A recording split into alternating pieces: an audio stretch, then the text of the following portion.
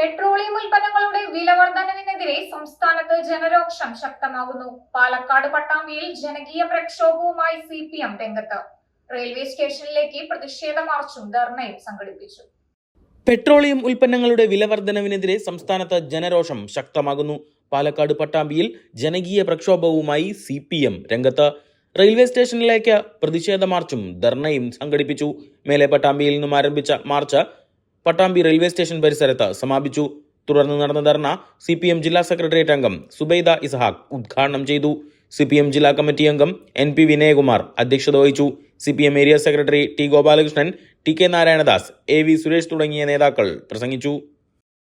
VD Satheesan മുഖ്യമന്ത്രിയായി UDF-ന്റെ മന്ത്രിസഭ ഈ കേരളത്തിൽ അധികാരത്തിൽ വന്നിട്ട് പെട്ടെന്ന് അധികാരത്തിൽ വന്ന ഉടനെ എല്ലാം മാറ്റിമറിക്കാൻ സാധിക്കുമെന്നൊന്നും ഞങ്ങൾക്ക് അഭിപ്രായമില്ല.